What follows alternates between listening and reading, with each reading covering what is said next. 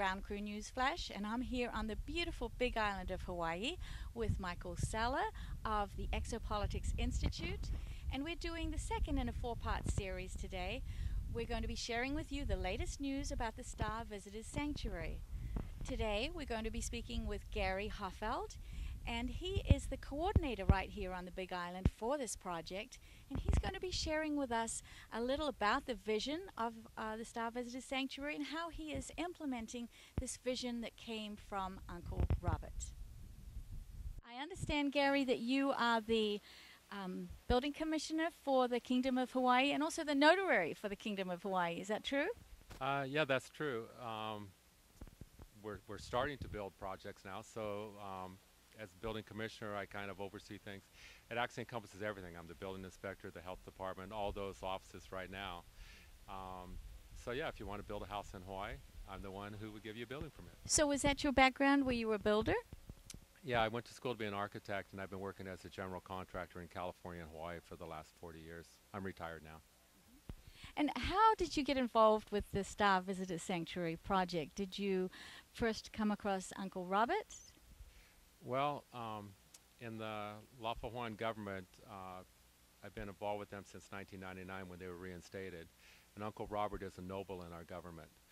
So I hold another office besides building commissioner. I'm the island organizer or island coordinator.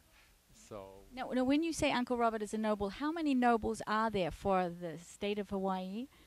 well, the government was put back according to the government that was in place before the overthrow. So there's 24 nobles and 24 reps scattered around all the islands. There's actually 7 nobles and 7 reps for the Big Island. Where we Oh, that's great. So Uncle Robert is one, and I understand his son Sam is another one? Uncle Robert is one, and Sammy, well, we call him Sammy. Okay. Sammy is one. Some people call him Uncle Sam, you know, some of the kids. Yeah, no, I met him the other day, and he sings beautifully and plays wonderful Hawaiian music here. Yeah, I think that's just natural born in Hawaiians, especially in the Kalihi Family, because they're a musical family.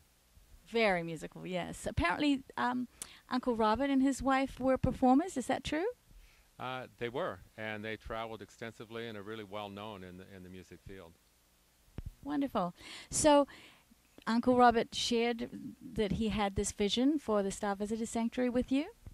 Yeah, well, we're pretty close, and in some parts I kind of the action person for him when he needs to do something, but also, you know, a little bit like a counselor, you know. We talk about ideas when he has something he wants to do. We bounce off of each other ways to make it happen.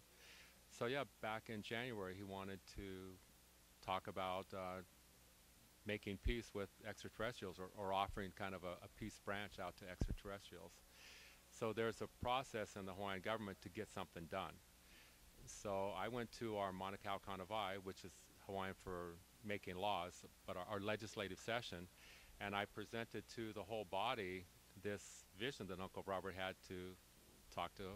How did they receive that at that meeting? Well, it was kind of interesting for me personally because the honor of presenting something to Manukau Kanawai for Uncle Robert is huge. Yeah. But, you know, knowing that some people weren't necessarily going to be on the right page, or you would think that something was, you know, maybe not all right, you know. So I had to present Uncle Robert in a good light, which is not very hard to do, and also put a little bit of my own thought. Now, I felt really lucky that I was asked to do it because I have belief in it also. So when you're asked to do something that's important to you, and someone really important kind of puts their name behind it, it kind of really just opened up for me to do, you know, what I thought was the right thing to do. It was accepted pretty well. I would say better than 50% of the people were on board right away. And the rest just kind of, you know, they don't want to hear what they don't want to hear sometimes. Yeah. But then I understand that they all voted that this was to go ahead, got the green light. Well, yeah, I took the officials on the island here, and all the officials on this island were definitely on board with it, which was more than enough people to actually make the presentation. There wasn't the protocol necessary to run it by all of the officials, all 24 officials on the other islands, because it's kind of like you know, a senator doesn't talk to every senator and doesn't get 100% you know, support from every senator in the U.S. or England or any other countries. So we didn't really need to have 100%. Plus, it's a little bit easier, you know, to work with a small number. But at this point, everyone I've talked to is completely behind what we're doing. Well, I know that you were the MC for the dedication ceremony, which was beautiful, by the way, very moving. And how did you feel about that day? Well, you know, the way we're putting this thing together, we're not really over planning or overworking anything. We're just kind of letting it fall into place. And I didn't realize how hard it was going to be to do that, you know, because I'm not a public speaker and that kind of an organizer. So it was a wake-up call for me, you know, and there was certainly moments of being concerned and even being lost and confused at the same time.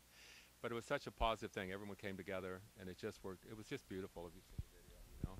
And I love the part where everybody was asked to go and gather the rocks and to participate in the dedication. That was, even my sons, my two teenage sons participated, and everybody had such a feeling of, wow, this is a beautiful thing that we're all doing.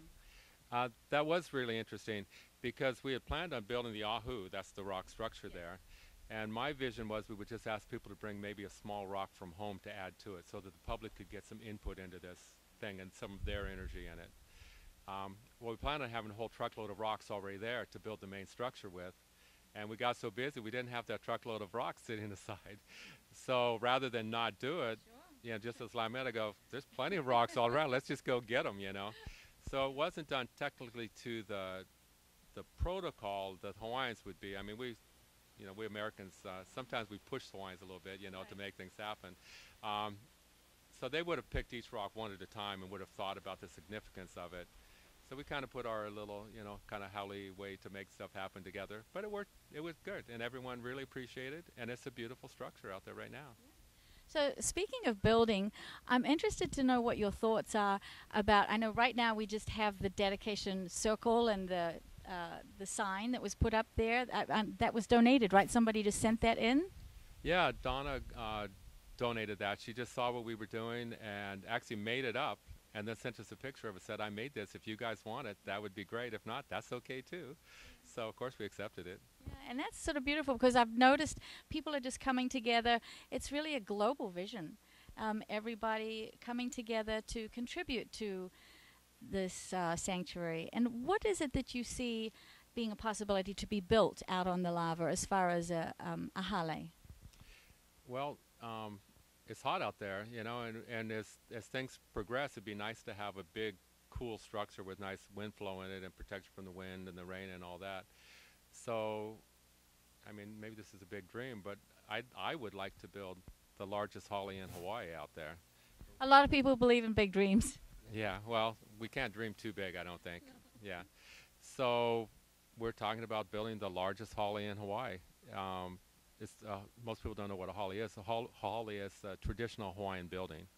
You know, ohia poles for the structure, and everything is lashed together with bindings. There's no metal involved in it. It's a rock, thatched roof. Well, I guess the traditional Hawaiian grass shack, you know, that's what a hale is, only on a really big scale.